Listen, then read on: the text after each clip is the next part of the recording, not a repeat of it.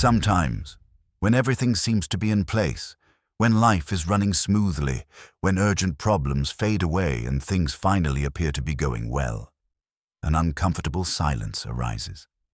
Not a peaceful silence, but an inner echo, like a hollow space, a feeling of emptiness. And then you ask yourself, why do I feel this way if, in theory, nothing is missing? This is one of the great emotional enigmas of the modern world. And Deepak Chopra, doctor, author, and renowned figure in the field of spiritual and emotional well-being, offered an answer to this question long before it became widespread. Because the truth is, more and more people are experiencing this kind of emptiness, even when everything is fine. A steady job, a conflict-free relationship, a tidy routine. And yet something doesn't quite fit.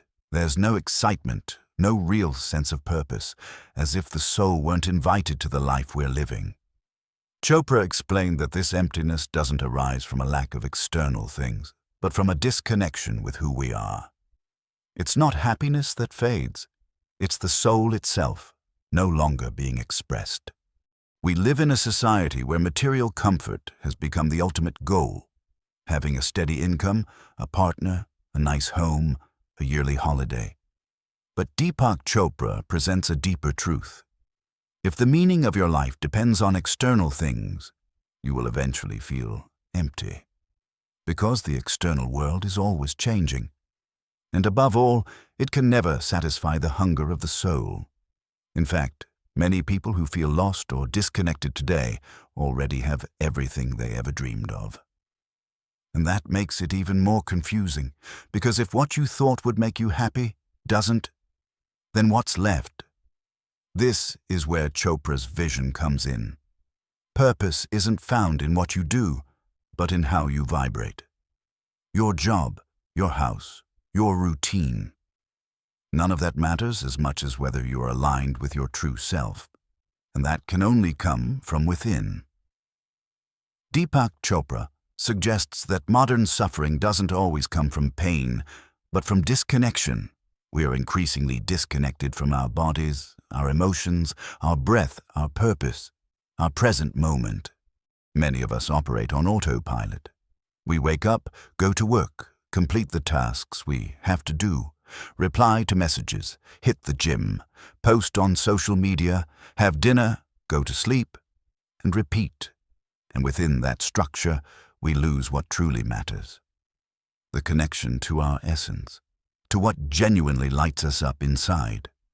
Then the feeling of emptiness appears. It's not sadness, it's not anxiety, it's something harder to explain, as if something's missing. But you can't tell what, and the more you ignore it, the deeper it grows. One of the key ideas Chopra offers is to observe how we build our identity around what we have. Degrees, jobs, relationships, possessions. All of this gives us a sense of safety. But if we define ourselves by these things, whenever any of them wavers, or even when everything is stable, our sense of self becomes fragile. Why? Because we were never those things. Chopra invites us to remember that we are human beings, not human doings, and that the meaning of life doesn't lie in achieving more or doing more, but in being more present, returning to our center, recognizing ourselves as part of something bigger. When emptiness appears, many of us try to cover it up with entertainment, food, shopping, new goals. But Chopra insists on the opposite. When emptiness appears, we must listen to it, because it isn't there to punish you. It's there to show you something. It's a signal, not a sentence. So how do we listen to emptiness? With silence. Chopra has long been a promoter of meditation as a path back to the self, not just as a technique for relaxation, but as a profound act of self-love. Being with yourself without trying to escape. Sitting still, closing your eyes, breathing, allowing the internal noise to settle, and letting yourself remember that you are not just your thoughts, your achievements, or your fears. You are consciousness, life, energy. Beneath all the layers of what you do and show to the world, there's a part of you that has never left. It's just waiting to be heard. Another key point Chopra emphasizes is that your deepest guidance does not arrive with fireworks.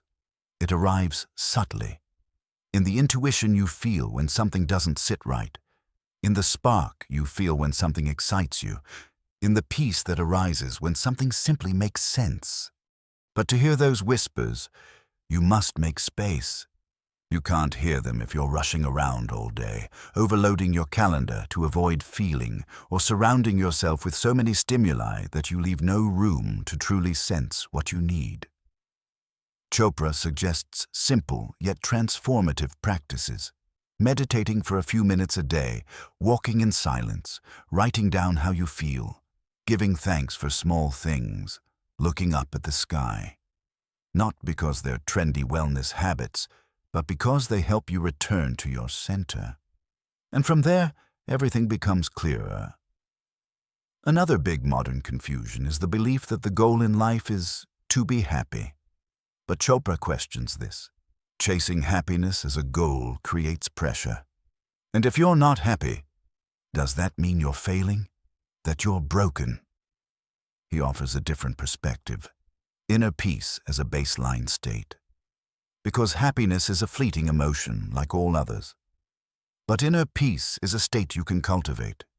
It's that sense of being okay with yourself, even when things aren't perfect. It's that everything is all right feeling that comes from within, not from what's happening outside. And ironically, the more you chase happiness, the more it escapes you. Because you start looking at everything through the lens of, does this make me happy or not? Is this useful or not? Does this fulfill me or not? And that disconnects you from simply living. Chopra says that when you connect with the present moment and with your inner self, happiness comes on its own, but not as a goal, as a side effect. What should you do when emptiness arises?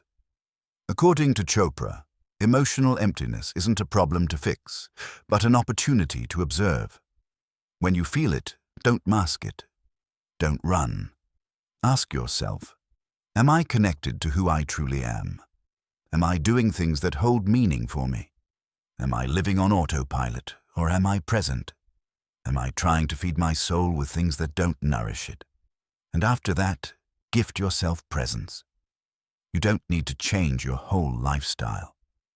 Sometimes, with just a few small adjustments, your inner world begins to bloom. Chopra teaches that well-being doesn't come from a major external shift, but from a reconnection with yourself.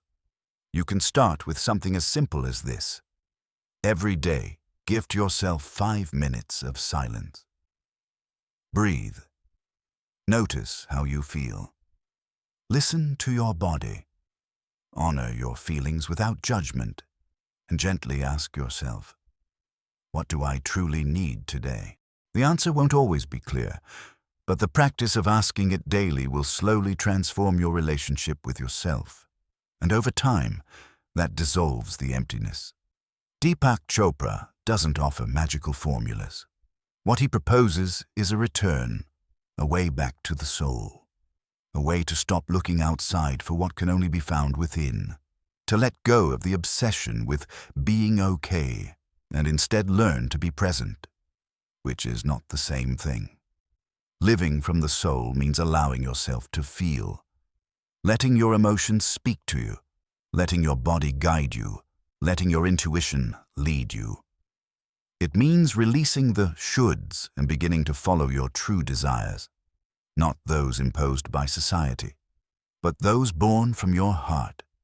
And above all, living from the soul means remembering that you are not empty. You are full of things yet to be expressed.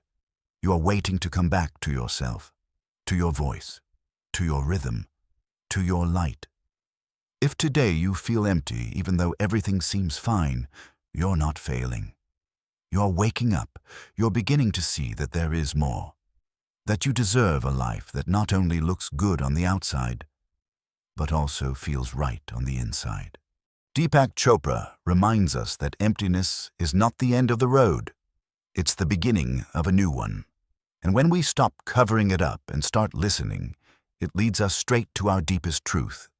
And perhaps, on that path, you'll discover that your purpose was never about finding something out there, but about coming back to yourself.